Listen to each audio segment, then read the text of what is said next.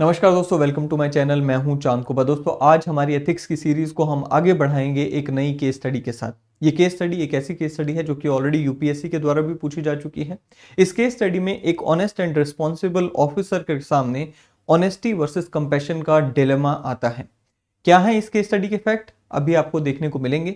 चलिए शुरुआत करते हैं आज के इस सेशन से। इस सेशन में आगे बढ़े दोस्तों, उससे पहले मैं आपको बताना चाहता हूं कि आप जितने भी चैनल्स यहां पे देख रहे हैं, इन सभी चैनल्स पे डेली बेसिस पे यूपीएससी से जुड़ा हुआ रेलेवेंट कंटेंट आपके लिए भेजा जाता है। आप इन चैनल्स को ज्वाइन कर सकते हैं, कंटेंट का लाभ उठा सकते हैं। बात करते हैं केस स्टडी की। कहते हैं जी, Rakesh is the responsible district level officer who enjoys the trust of his higher officials. Knowing his honesty, the government entrusted him with the responsibility of identifying the beneficiaries under a health care scheme meant for senior citizens.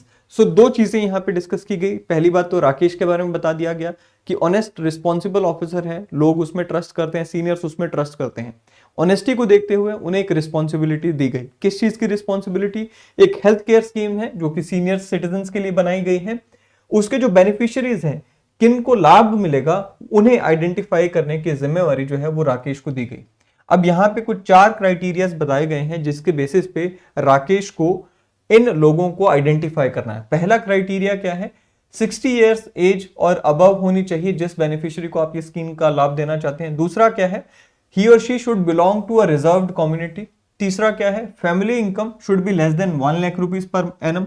चौथा क्या है? Post treatment prognosis is likely to be high to make a positive difference to the quality of life of beneficiary. So चौथे यहाँ पे जो criteria दिया गया है कि भाई जो बेनिफिट आप जिसको दे रहे हो, उस बेनिफिट का लाभ मिलने के चांसेस जो हैं वो सबसे ज्यादा होने चाहिए, तब जाके आप उसको ये स्कीम का लाभ दोगे। तो ये 4 यहाँ पे क्राइटेरिया दिए गए हैं। कहता है जी, वन डे एक ओल्ड कपल राकेश के ऑफिस में आता है with their application. They have been resident of a village in his district since their birth. The old man is diagnosed with a rare condition that causes obstruction in large intestine. As the consequence, he has severe abdominal pain frequently that prevents him from doing any physical labor. The couple has no children to support. The expert surgeon whom they contacted is willing to do the surgery without charging any fee. However, the couple will have to bear the cost of incidental charges such as medicine, hospitalization, etc. to the tune of rupees 1 lakh. The couple fulfills all the criteria except B. However, any financial aid would certainly make a significant difference in their quality of life. How should Rakesh respond to the situation? So यहाँ पर अब ethical dilemma यहां से निकल कर आता है। कहते जी, एक कपल राकेश के ऑफिस में आता है। वो कपल हमेशा से उसी डिस्ट्रिक्ट में रह रहा है जिसमें राकेश अपनी ड्यूटी दे रहा है।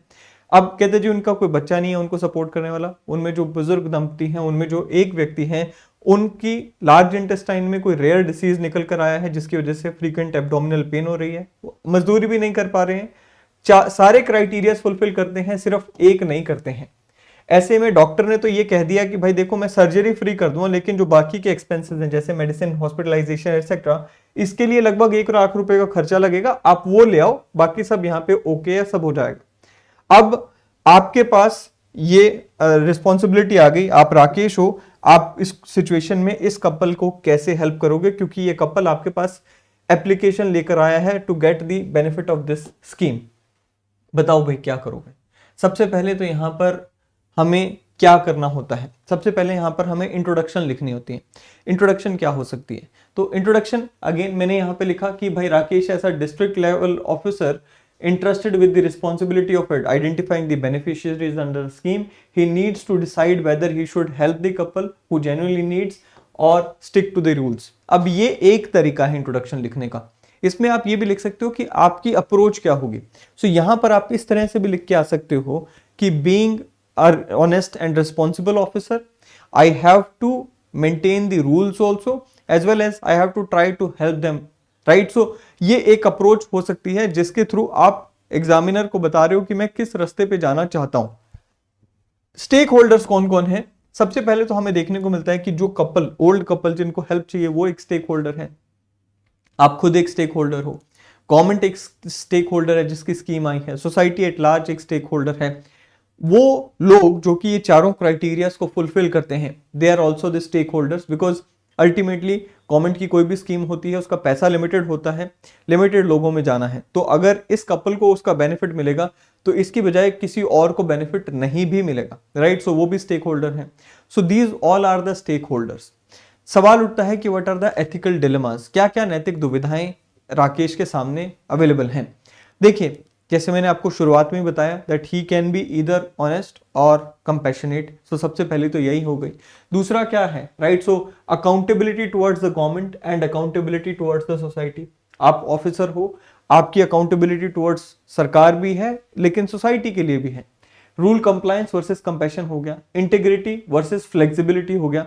नाउ आपको इंटीग्रिटी की वैल्यू को लेकर चलना चाहिए, that you can't bend your rules. आप रूल माइंडेड हैं, आप ऑनेस्ट हैं, तो आप ऑनेस्टी से ही काम चलेगा आपका। But at the same time you have to have that quality of flexibility also when you are a civil servant, because कई सारी सिचुएशंस ऐसी आ जाती हैं जहां पर अगर आप फ्लेक्सिबल नहीं होंगे सो जो अल्टीमेट कॉज है जिसके लिए सारा काम हो रहा है वो फुलफिल नहीं होता। सो ये भी एक यहाँ पर एथिकल डिलेमा आ गया।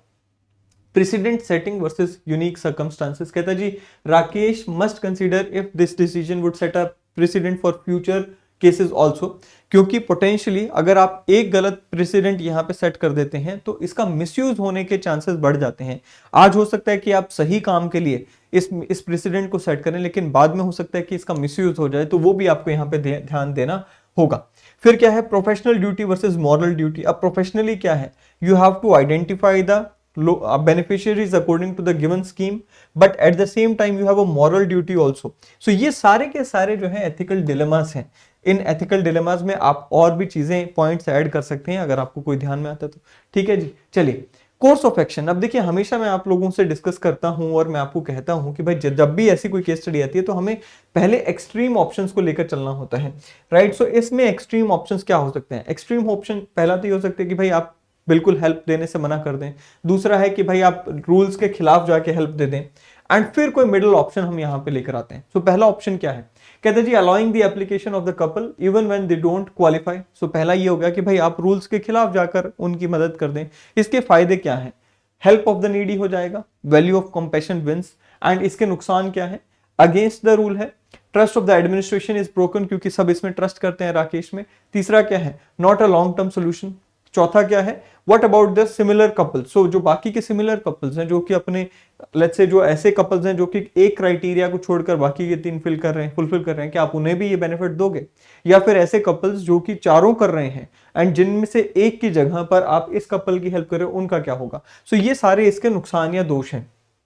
सेकेंड ऑप्शन क्या है, denying the help, right. So denying the help to the couple. अब इसमें फायदे भी हैं नुकसान भी हैं। अगर आप कपल की हेल्प करते नहीं है तो क्या होगा, completely legal and as per the rules है। क्विक सोल्यूशन फॉर राकेश कि भाई रूल्स के अकॉर्डिंग नहीं था, हमने हेल्प नहीं की, तो राकेश के लिए भी क्विक सोल्यूशन हो गया। नुकसान क्या है, against the spirit of public service, lack of compassion and no solution to the couple. तो ये सारे इसके नुकसान हो गए।